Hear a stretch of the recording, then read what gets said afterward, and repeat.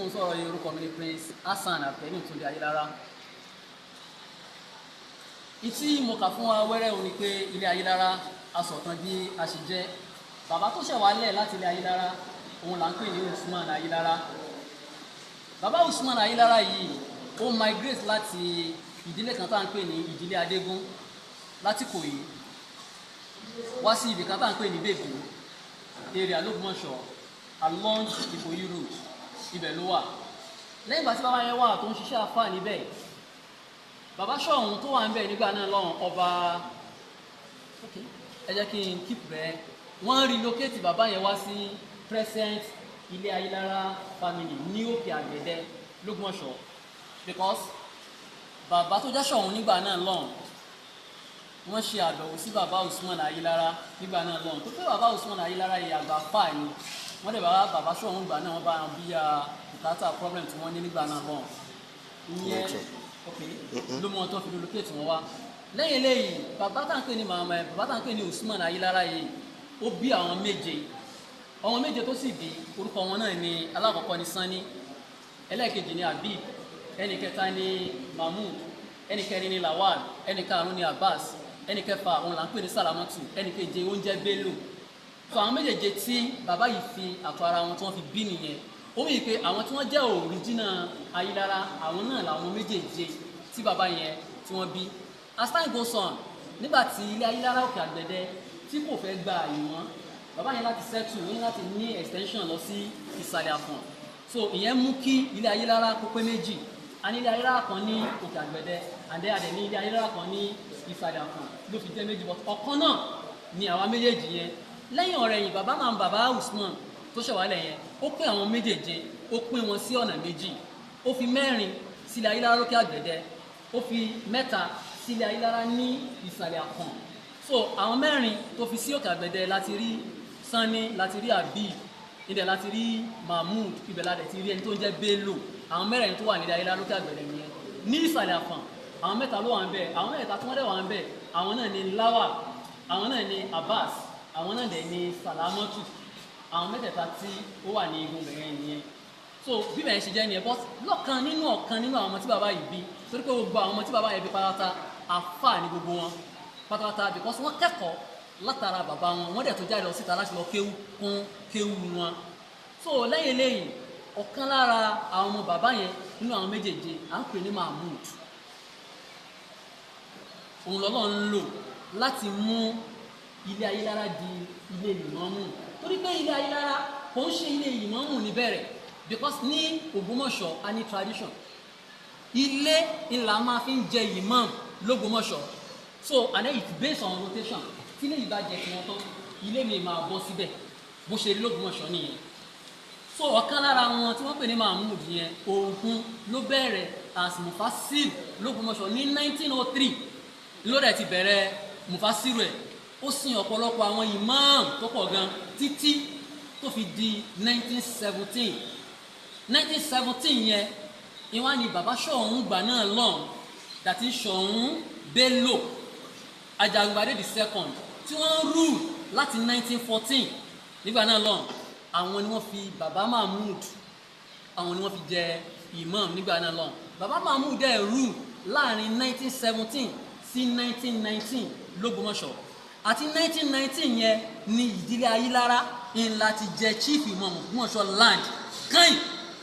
àyàfi yìí tá à ń jẹ lọ́wọ́lọ́wọ́ sí tí wọ́n wá rọ́ọ̀bù wa nínú ilé wa tí wọ́n gbé ọmọ tí kì í ṣọmọ nínú ilé wa tí wọ́n sì fẹ̀yìn pọn wọnú ilé Ayilara wa láti ìgbà tó di 2021 bàbá tó jẹ́ ìmámù àná l'Ógbómọ̀ṣọ́ Alhaji wa Abdulyakin Sanusi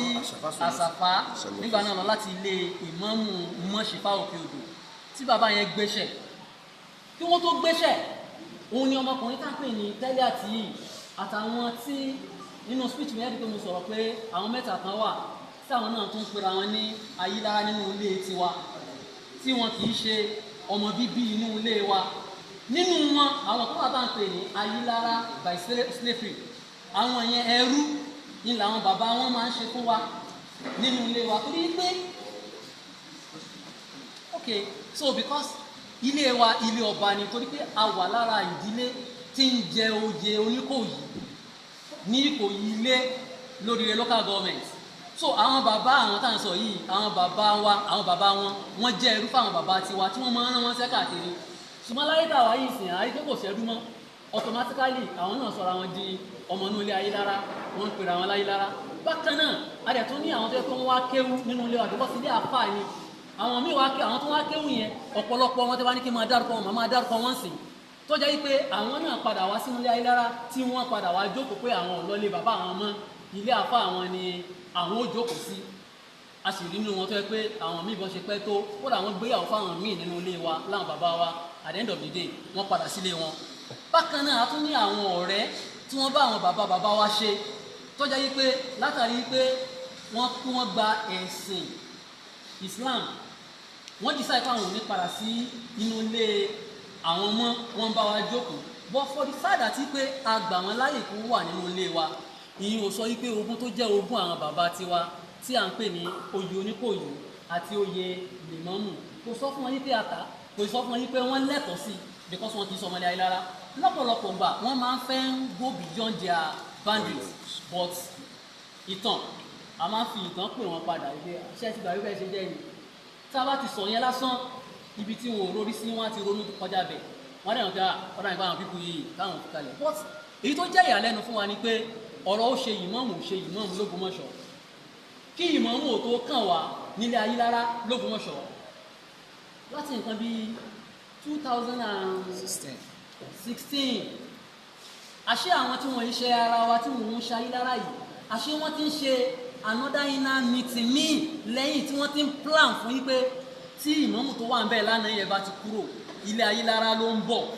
so wọ́n ti plan everything kalẹ̀ débi wípé bàbá kan kí forúkọ bò láṣìírí nínú wọn ń sọ wípé tí ìmáàmù ìbá máa jẹ lẹ́yìn inú ilé àwọn torí náà ẹni tó ní master degree ni ló gbọ́dọ̀ jẹ́ so automatically nígbà tá a ṣe findings of discover yìí pé lórí àwọn plan tí wọ́n ti ní kalẹ̀ tí wọ́n ti ṣe ẹni tí wọ́n fẹ́ lò yìí tó wà lórí ipò yìí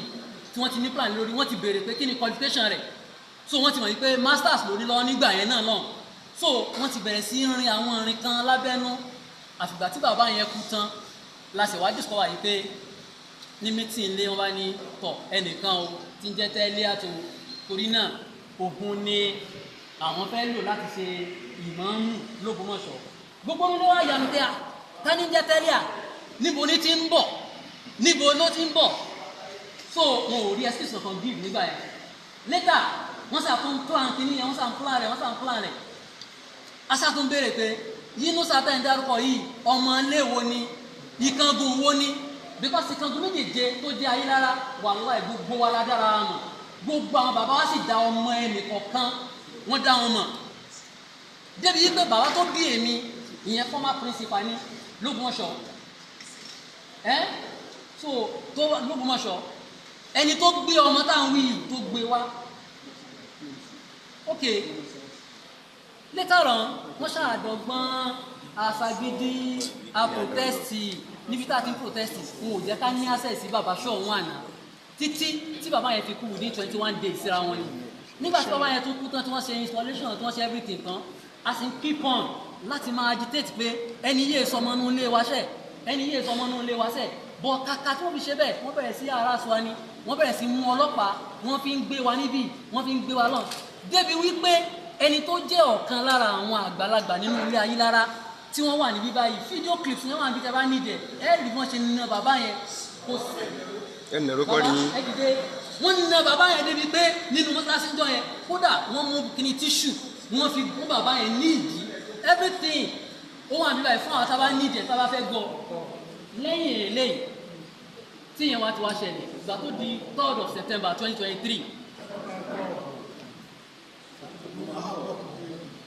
wọ́n bàbá tí mo sọ lẹ́ẹ̀kan pé wọ́n náà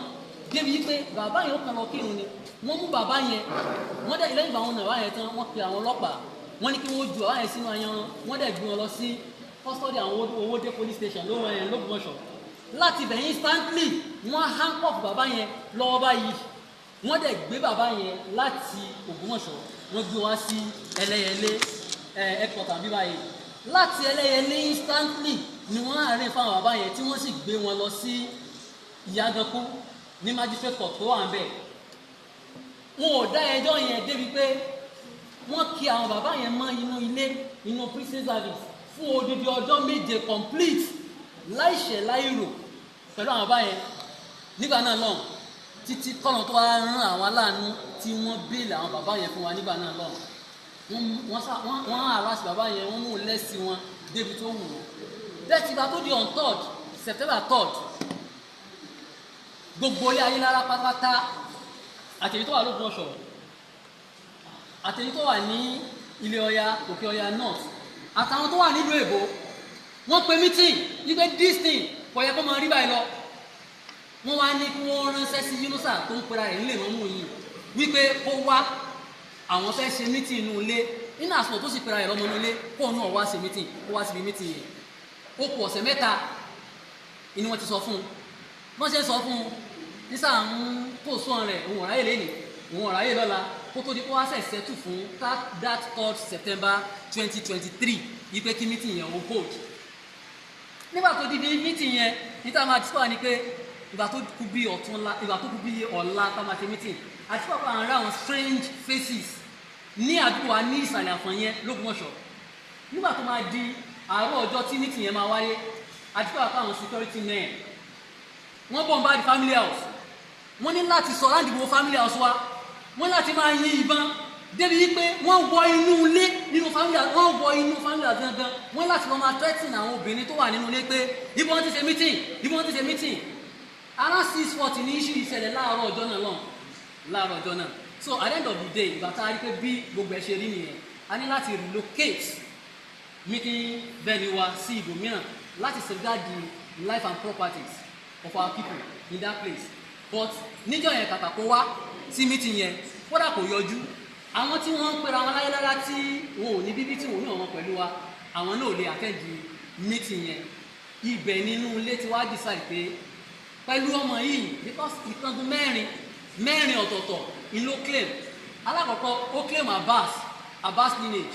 Abbas lineage yẹn òun gangan ni authentic one of the authentic nínú méjèèje ta ní ibẹ̀ ni wọ́n lọ tì mọ́ ibẹ̀ wọ́n tì mọ́ àwọn yẹn dì náà ìpè no òun ṣara wa àwọn ayé báyìí làwọn ń bí òun sọ pé èèyàn 3 ni bàbá Abbas yẹn bí of which kì í ṣe 3 5 ni wọ́n bí bàbá tó wá pè ní bàbá tiẹ̀ bàbá rẹ̀ tó pè ní Yusuf ní ìkangùn yẹn kò sẹ́ni kankan tó ń jẹ́ Yusuf even bí bá a ṣe ń sọ lọ́wọ́lọ́wọ́ yìí nínú gbogbo lineage yẹn ẹnìkan kan ò tí ì bí ọmọ kankan tí ń jẹ́ Yusuf tó dárúkọ kó bí àwọn yòókù dẹ̀ wọ́n ṣara wa lẹ́yìn ìgbà tó di pé àwọn èèyàn gẹ̀ẹ́tì òun tán wọ́n láti tún gbéra ẹ̀ lọ sọ́dọ̀ àwọn kan tó ń pè ní aralamọ̀ àwọn aralamọ̀ yẹn wọ́n wá wọ̀ sílé Ayílára ni àwọn gangan sì confam báwo yìí sára wa ó tún lọ claim yẹn ajẹ́kóye pé àwọn tó ń sọ yìí gan wòye sí Ayílára lẹ́yìn àwọn aralamọ̀ yẹn ó tún gbéra rẹ̀ kúrò ó tún gbéra rẹ̀ lọ sọ́dọ̀ àwọn kan tó ń pè ní Saka Amadu Ayílára àwọn Saka Amadu yẹn náà àwọn náà wá wọ̀ ni sílé Ayílára wọn kì í ṣe lẹ́yìn ìgbà tó ṣe yẹn tán tó di pé àṣírí òun tuntun bẹ̀ yẹn ó tún gbéra rẹ̀ kúrò bẹ̀ yẹn ó tún gbéra rẹ̀ lọ sí òkè àgbẹ̀dẹ ó wá lọ sọ pé ẹnìkan tí ń jẹ́ Fàṣásí lókè àgbẹ̀dẹ ẹnìyẹn àfáà ni ó ní ibẹ̀ lòun tún tan mọ́ àwọn bàbá tún jẹ́ kó yẹ pé Fàṣásí òkè àgbẹ̀dẹ tó tún sọ yìí kò ṣẹlẹ̀ sọmọlé Ayílára bàbá tó bí Fàṣásí òkè àgbẹ̀dẹ Chauta là ń korúkọ rẹ̀ Chauta yóò bẹ́ẹ̀ sì jẹ́ Chauta àwọn ẹrú àwọn bàbá wa ní wọ́n tún jẹ́ kó yẹ láti bẹ̀ ó tún katapọ́ta rẹ̀ padà sí ìsàlẹ̀ àfọ̀n so bí ṣàyẹ̀ ṣe káàdì báwo lèyàn ṣe lè máa jáde ní the whole family house sọ̀rọ̀ yìí wípé òun claim ìkangun 4 at a time ní on 3rd of September yẹn ní gbogbo lé so lẹ́yìn ìgbà yẹn gbogbo lé wá decide pé ọmọ yìí àwọn tí ń wò tẹ́lẹ̀tẹ́lẹ̀ kò ní bíbí kò ní kankan kódà tó bá wá síbi meeting yẹn níjọ́ yẹn because ìtọ́ wà lọ́kẹ́ ni pé tóun bá ti wá bí meeting yẹn jọ yẹn ilé máa tú àṣírí òun tán yẹn wọ́n á sì lé òun kúrò ní ipò yẹn ní kò jẹ́ kó wá ilé wa decide wípé kò nídìí pé àṣẹ̀ṣẹ̀ tó ń fa ọ̀rọ̀ yẹn gùn mọ́ ẹ fún ní disclaimer letter wípé kò ń sọmọ nínú ilé wa kò ní bíbí kò lẹ́nì kankan ẹ fún ní discount so pápápá wọ́n dẹ̀ ibẹ̀ náà candidate tí ilé ti nominate láti pilẹ̀ wọ́n ní kí o sì remain padà síbẹ̀ yìí pé ká continue láti máa fa struggle yìí lọ bí àrùn yẹn ṣe jẹ́ nìyẹn bet ìtò mú wa wálé yìí nípa ọ̀pọ̀lọpọ̀ ń rí ní orí social media this and claim kọ́ ọmọ Ile Ayilara lòun kò ń ṣọmọ Ile Ayilara o jinosa tẹ́lẹ̀ kò ń ṣọmọ Ile Ayilara t'Ogbomosho torí pé àlẹ́ sọ pé so kì í ṣọmọ Ile Ayilara torí pé Ile Ayilara tá à ń dàpọ̀ yìí fún gbogbo àwọn tá a bá mọ̀ nípa rẹ̀ Ile Ayilara pọ̀ gan ní south west tẹ́ bá dé Kwara state Ile Ayilara wà ń bẹ̀ nílọrin bẹ́ẹ̀ dé òkè ọdẹ ẹ̀rí Ile Ayilara ń bẹ̀ kódà ní Ìbàdàn tá a wà yìí Ile Ayilara wà ní Ìbàdàn bíi tẹ́ ẹ bá lọ sí Ọ̀ṣun state nílà ọ̀ràngún máa nǹkan tó máa ń ká ewì àjọbí ewé kìnnì kan tó máa ń ṣe ewì yẹn Ayilara lòun náà ń jẹ́ tẹ́ ẹ bá dé Badagry ẹ̀rí Ile Ayilara anywhere tẹ́ ẹ bá dé ní south west ádìlẹ̀ ìfi ní rí Ile Ayilara one members in state of assembly nígbà yìí Ayilara kìnnì kan from Ìbàràpá side láwọn tá a bá ń follow trend àárí so gbogbo àwọn Ayilara tí mò ń dárúkọ yìí oníkálukú ń jẹ́ orúkọ ara wọn ni we don't have any linkages kankan from anywhere so ilé sọ bóyá ọmọ Ile Ayilara ti bòmí ni àmọ́ Ile Ayilara ti wà l'Ogbomosho kìí ṣe lẹ́yìn ìgbà tí gbogbo kíní yìí tó lọ tá à ń pariwo tí gbogbo àwọn èèyàn ṣáà ń gbáriwo wa at the end of the day gbogbo táyì yìí bàbá Soun àná wọ́n ti kú àníyàn wa ní pé bóyá wọ́n á tètè jẹ Soun mi because Soun ló fi wá jẹ lọ́dọ̀ tiwa ní Ile Ayilara àti gbogbo ilé ìmáàmù mẹ́fẹ̀ẹ̀fà yòókù Soun ní máa ń fi wá jẹ torí pé àwọn bàbá wọn ló ní mọ́sálásí àwọn bàbá wọn lọ́kọ́ mọ́sálásí Ògbómọ̀ṣọ́ Central Mosque àwọn ni wọ́n sì nílùú ẹni tó bá sì wù wọ́n ìní wọ́n máa ń yàn sórí àpèrè Soun l'Ogbomosho. Imamship l'Ogbomosho tó bí yẹn ṣe rí ni ẹ orí ẹ̀ láṣá wà títí wọ́n náà wá ìgbà tí ò sọ bàrán kan mọ́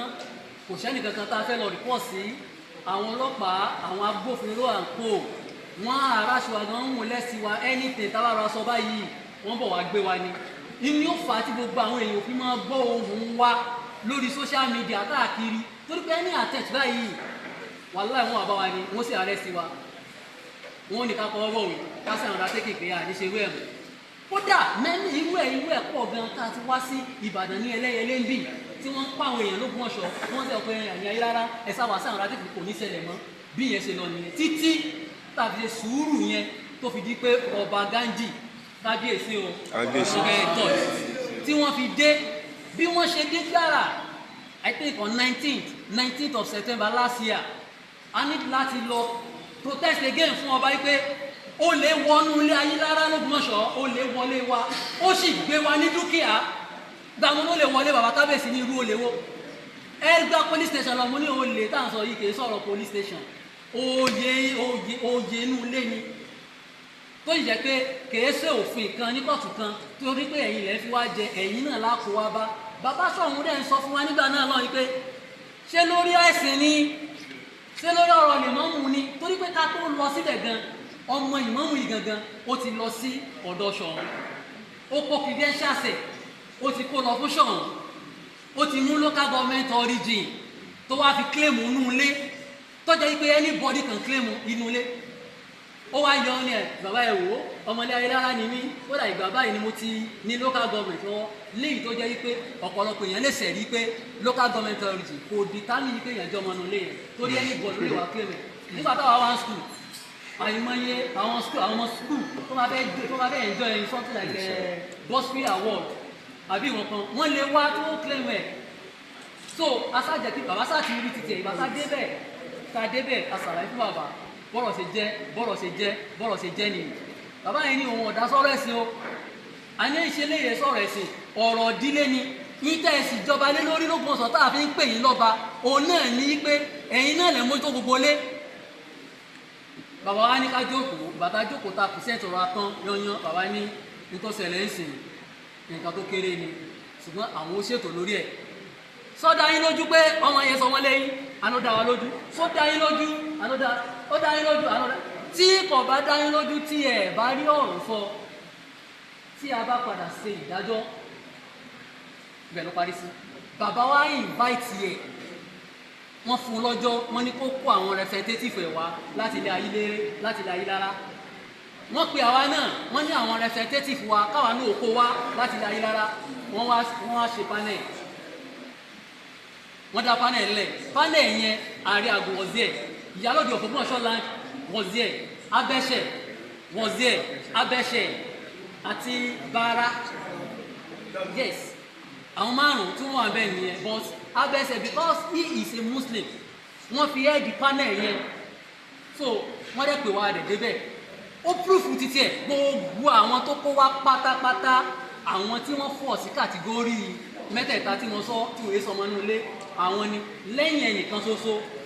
tọ́jẹ́ sí àgbà àti ìpínlẹ̀ ní mọ́gàjì nìkan ló wà pẹ̀lú ẹ̀ kò sì sàdédé wà pẹ̀lú ẹ̀ òun lọ́mọ tó rí tó ṣàfihàn pẹ̀lú ẹ̀ gbogbo àwa táwa láti Ile Ayilara tá a jẹ́ àkíkẹ́ Ayilara original Ayilara apá àwọn tiwa náà kalẹ̀ wọ́n ní ká pàtó wọ́n kàlù pàtó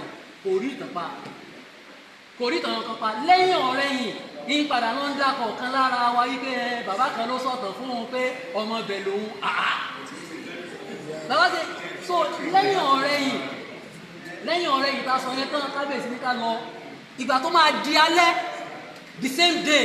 bàbá kábíyèsí ránṣẹ́ fún ìyá rẹ̀ pé kó gbé ìyá rẹ̀ wá sí pé obìnrin lọ́mọ ẹni tó wù bímọ fún wọ́n sì gbé ìyá rẹ̀ wá nígbà tí wọ́n gbé ìyá rẹ̀ wá nígbà wọ́n gbé ìyá rẹ̀ sílẹ̀ Ìyálóde sọ̀rọ̀ ìpé gẹ́gẹ́ bí obìnrin sóbìnrin ìyá obìnrin ní obìnrin mi náà níbi tá a dé yìí ẹ jẹ́wọ́ ibi ọmọ ẹni tí ń ṣe ìyá kalẹ̀ mọ́ Ile Ayilara ìyá náà wọ́n mẹ́ni kankan o òun ọmọ ẹni kankan Ile Ayilara lẹ́yìn ẹnìkan tí ń jẹ́ sílífà wọ́n á ní sílífà wo ọwọ́ á ní sílífà Aláàjì Láti nílé kéwú lókè àgbẹ̀dẹ lòun mọ̀ báwo ló ṣe jẹ́ sí yín ìyá yóò sọ nǹkan èmi tí mo sọ̀rọ̀ yìí mo á bí ìyá yẹn lérè pé téèyàn bá lọ́kọ níbì kan ẹ gbọ́dọ̀ ní ẹ̀gbọ́n ọkọ ẹ gbọ́dọ̀ ní àbúrò ọkọ ìmọ̀ ẹ gbọ́dọ̀ ní àwọn tẹ́ ẹ jọ ṣorogún nínú ilé ìyá yẹn ni òun ò lè sọ nǹkan o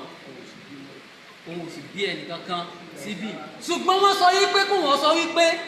Ile Ayilara lòun bí wọn sí nítorí wọ́n mú ọ̀rọ̀ yẹn dùn ní pé gbogbo